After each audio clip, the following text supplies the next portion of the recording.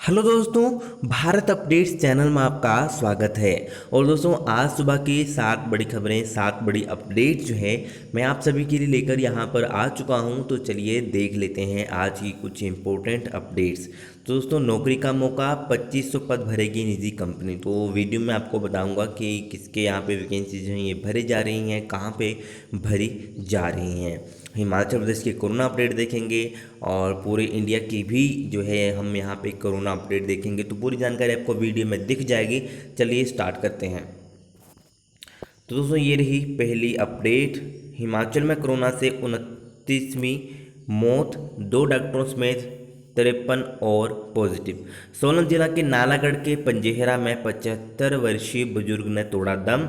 उपमंडल के पंजेहरा में कोरोना से 75 वर्षीय बुजुर्ग व्यक्ति की मौत हो गई है। कोविड-19 से संक्रमण से बीबीएन क्षेत्र में ये छठी, जबकि प्रदेश में 29वीं मौत है। पुलिस और स्वास्थ्य विभाग की टीम ने मृतक का नालागढ़ में अंतिम संस्कार कर दिया है। बुजुर्ग नालागढ़ में एक निजी चिकित्सालय में चालक के पद पर कार्यरत थे। सोमवार को परिजन उन्हें अस्पताल ले गए थे, जहां देर रात उनकी मौत हो गई। और आगे हम यहाँ पे देखते हैं तो हाँ, वहीं टांडा मेडिकल कॉलेज में 2 डॉक्टरों समेत प्रदेश में मंगलवार को कोरोना वायरस के 53 और नए मरीज जो हैं सामने आए हैं, मामले जो हैं सामने आए हैं। इनमें कांगड़ा में 15, ऊना में 11, सिरमौर में 10, सोलन में 9, कुल्लू मंडी 3 और शिमला में 2 पॉजिटिव मामले आए हैं।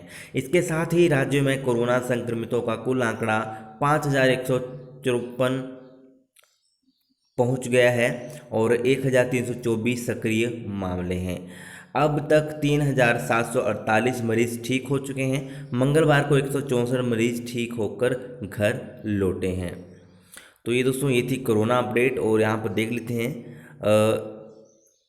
कांगड़ा में 15, ऊना में 11, सिरमौर में 10, सोलन में 9, कुल्लू मंडी 3, शिमला में 2 मामले, 164 मरीज जो हैं हुए हैं स्वस्थ। ठीक है, चलिए अभी नेक्स्ट अपडेट देख लेते हैं।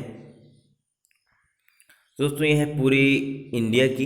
एक दिन में 66,000 से ज़्यादा मरीज हुए स्वस्थ, 24 लाख से ज़्यादा हुए ठीक। एक दिन में मिले 60,000 से ज़्यादा नए रोगी।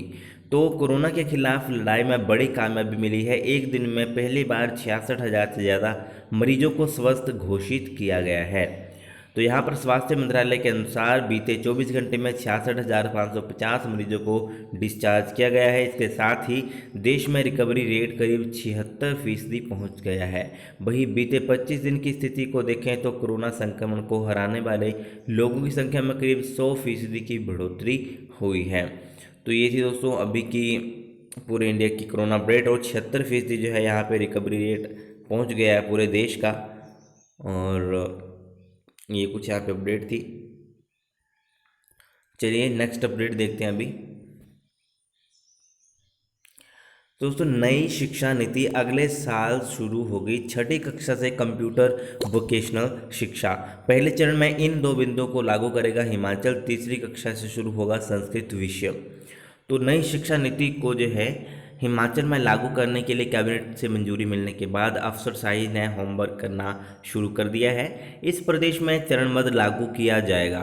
इसे जो है लागू किया जाएगा चरणबद्ध तरीके से। और नई नीति के तहत शामिल ऐसे कार्य जो पहले से चल रहे हैं उन्हें पहले चरण में विस्तार देने की तैयारी शुरू कर दी है। अगले साल छठी कक्षा से कंप्यूटर और वोकेशनल शिक्षा अनिवार्य कर दी जाएगी। अभी 9वीं कक्षा से ये विषय पढ़ाए जा रहे हैं। तीसरी कक्षा से संस्कृत विषय शुरू करने की भी तैयारी है। तो ये भी दोस्तों इम्पोर्टेंट अपडेट है। बोर्ड कक्षाओं की साल में 2 बार परीक्षाएं, कॉलेजों में दोबारा शुरू कर सकेंगे पढ़ाई। तो बहुत सारे यहाँ पर शिक्षा नीति से बदलाव होंगे और कंप्यूटर सॉफ्टवेयर से ही किए जाएंगे शिक्षकों के तबादले। तो ये भी पहले था, ये तो इससे अलग है। तो यहाँ पर देख लेते हैं हम। हाँ, प्री प्राइमरी स्कूलों की संख्या भी बढ़ेगी। अभी 3,840 स्कूलों में नर्सरी केजी की कक्षाएं लग रही हैं, जो अगले साल एक अन्य स्कूलों में भी लगेगी। आंगनबाड़ी केंद्र में भी प्राइमरी से जुड़ेंगे। 10 किलोमीटर के दायरे में आने वाले सरकारी स्कूलों का एक क्लस्टर बनेगा।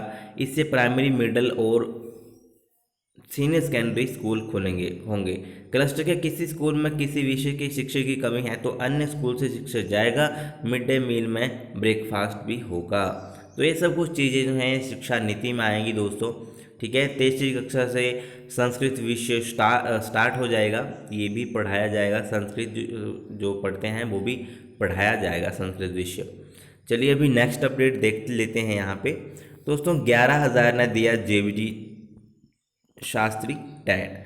तो कल इनका एग्ज़ाम था, ठीक है, वो हो गया है और बहुत सारे अभ्यर्थियों ने ये एग्ज़ाम दिया है। और यहाँ पर जो है भाषा अध्यापक के लिए टेट आज भी टीजीटी नॉन मेडिकल और भाषा अध्यापक का टेट होगा। तो उसके लिए भी आज जो है 5,497 के करीब अभ्यर्थी जो है परीक्षा में बैठेंगे। और टीजीटी नॉन मेडिकल की बात करें तो 6,631 वो परीक्षा देंगे टीजीटी नॉन मेडिकल की।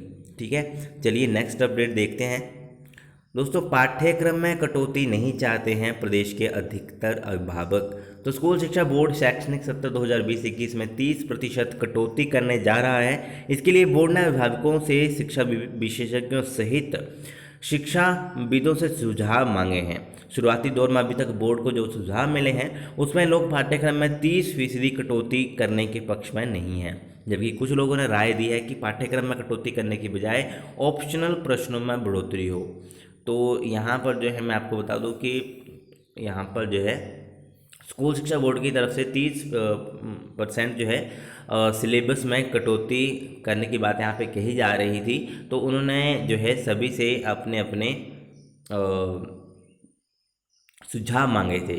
अभिभावकों से भी सुझाव मांगे थे कि वो क्या चाहते हैं। तो कईयों ने यहाँ पे बोला है कि होना चाहिए, कईयों ने बोला है कि सिलेबस कट करने के बजाय वहाँ पे ऑप्शनल क्वेश्चन ज़्यादा हों, उनमें बढ़ोतरी की जाए। तो 28 तक जो है यहाँ पर दोस्तों सुझाव मांगे, आप देख सकते हो।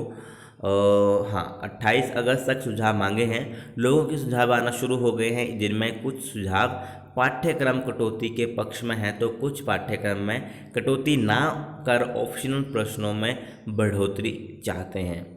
तो ये दोस्तों अपडेट थी, कटौती नहीं चाहते हैं पाठ्यक्रम में, सिलेबस में। चलिए नेक्स्ट अपडेट यहाँ पे देखते हैं जल्दी से। तो दोस्तों ये रही, सरकारी स्कूलों में 25 सितंबर से बंटना शुरू होगी स्मार्ट वर्दी। स्कूल बंद ही रहे तो अभिभावकों को बुलाकर किया जाएगा आवंटन। तो ये भी एक इम्पोर्टेंट अपडेट है दोस्तों। और पीजी कोर्स में प्रवेश के लिए अब 31 तक आवेदन। विश्वविद्यालय की कार्यकारी परिषद से मंजूरी मिलने के बाद 5 कोर्स को इसी सत्र से शुरू किया जा रहा है।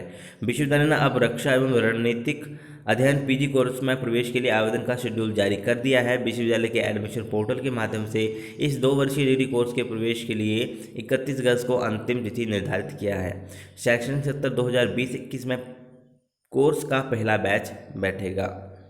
तो ये भी एक इम्पोर्टेंट अपडेट है दोस्तों। चलिए अभी नेक्स्ट अपडेट यहाँ पर देख लेते हैं। तो सरकार के आश्वासन के बाद काम पर लौटे एसएमसी शिक्षक, नियुक्तियाँ रद्द होने पर 2613 शिक्षकों ने बंद कर दी थी सेवाएं। तो अभी फिर से दोबारा से जो है सेवाएं देना शुरू कर दिया है। चलिए अभी नेक्स्ट अपडेट देखते हैं।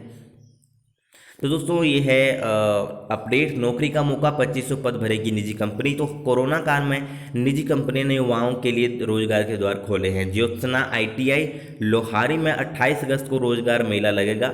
मोटर वाहन कंपनी को 2500 रिक्त पदों के लिए आईटीआई पास युवाओं की ज़रूरत है। सरकारी और निजी औद्योगिक प्रशिक्षण संस्थानों के प्रशिक्षित 2015 से 20 तक के पुरुष अभ्यर्थी fitter, electrician, mechanic, motor vehicle, welder, diesel mechanic, turner, machinist, tool and die maker, plastic processing operator, COE, automobile, tractor mechanic and painter trade के युवा इसमें हिस्सा ले सकते हैं। 18 से 23 यहाँ पे एज मांगी गई है। 10वीं कक्षा में 55% होना चाहिए। आईटीआई में 60% यहाँ पे अंक होना अनिवार्य है। कंपनी की ओर से मासिक वेतन 17,500 रुपये तय किया गया, यानी कि 17,500 यहाँ पे आपकी सैलरी होगी। इच्छुक अभ्यर्थी जो है 28 अगस्त को सुबह 9 बजे कैंपस में लिखित परीक्षा और साक्षात्कार दे सकते हैं। अभ्यर्थी को अपने सभी मूल प्रमाण पत्र साथ ले जाने होंगे। और यहाँ पे इन्होंने कहा है कि कोरोना महामारी के दौरान कई युवा रोजगार खो चुके हैं। ऐसे में युवाओं के लिए ये सुनहरा मौका है। कंपनी उत्तीर्ण अभ्यर्थियों को अपने खर्चे पर ही बस से गुजरात ले जाएगी। रहना खाना पीना सब कंपनी का ही होगा। ठीक है, तो ज्योत्सना ITI में ये होगा। तो ये थी दोस्तों आज की कुछ इंपॉर्टेंट अपडेट्स। और अगर आपको ये वीडियो अच्छी लगे तो इसे लाइक शेयर और चैनल को सब्सक्राइब जरूर करिएगा मेरे लेटेस्ट अपडेट्स के लिए। Thank you.